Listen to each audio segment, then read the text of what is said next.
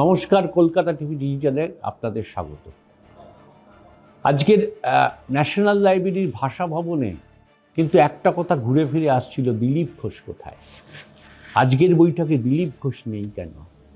কেন্দ্রীয় পর্যবেক্ষক সুনীল বানসালের নির্দেশে যখন এই সভা হচ্ছে, তিনি পুরনো দিনের সমস্ত কর্মীকে জড়ো করে যখন এই সভা করার নির্দেশ দিয়েছেন, তখন সেই জায়গায় সবচেয়ে সাকসেসফুল রাজ্য সভাপতি, প্রাক্তন সাংসদ, প্রাক্তন বিধায়ক দিলীপ ঘোষ নেই কেন?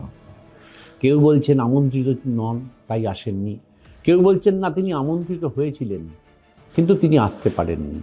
প্রকৃত সত্য যেটা জানা গেল যে দিলীপ ঘোষকে বিজেপির কোনো নেতৃত্ব আমন্ত্রণ জানায়নি। নিয়ম অনুসারে কল সেন্টার থেকে ফোন করে তাকে বলা হয় যে এই অনুষ্ঠানে আপনাকে থাকবার জন্য বলা হয়েছে।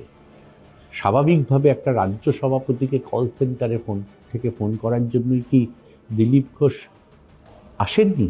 কিছুটা ক্ষুব্ধ হয়ে আসেননি? কোনো নেতৃত্ব কি তাকে আসবার জন্য অনুরোধ করেনি বলে তিনি আসেননি? এই নিয়ে কিন্তু বিজেপির মধ্যে এখন বিতর্ক তৈরি হয়েছে।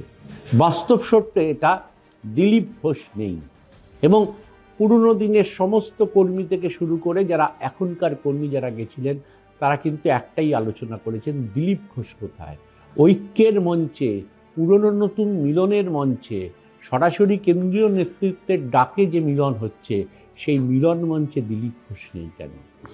এইটা কিন্তু আজকের ভাষা ভবন, ন্যাশনাল লাইব্রেরিতে কার্যত যে হাজার হাজার বিজেপি কর্মীরা উপস্থিত হয়েছিলেন, তাদের মুখে মুখে ঘুরে বেরিয়েছে। কোথায় দিলীপ ঘোষ? সত্যিই তো দিলীপ ঘোষকে দেখা গেল না।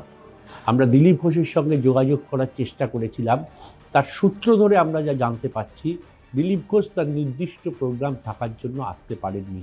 শুধু কি তাই, নাকি সত্যিই কোনো নেতৃত্ব আজকের অনুষ্ঠানের যারা আয়োজক ছিলেন তারা দিলীপ ঘোষকে আমন্ত্রণ জানাননি? কিছুটা ক্ষুব্ধ বা কিছুটা অপমানিত হয়েই তিনি আসেননি।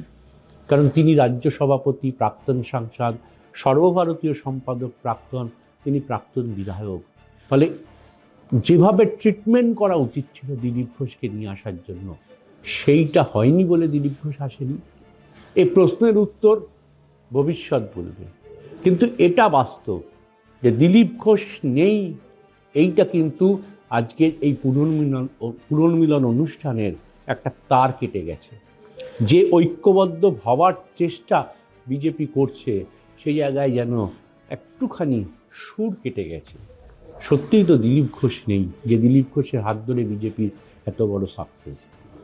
ফলে এই নিয়ে আজকের ভাষা ভবন কিন্তু একটা চরম আলোচনার মধ্যে চলে গেছিল।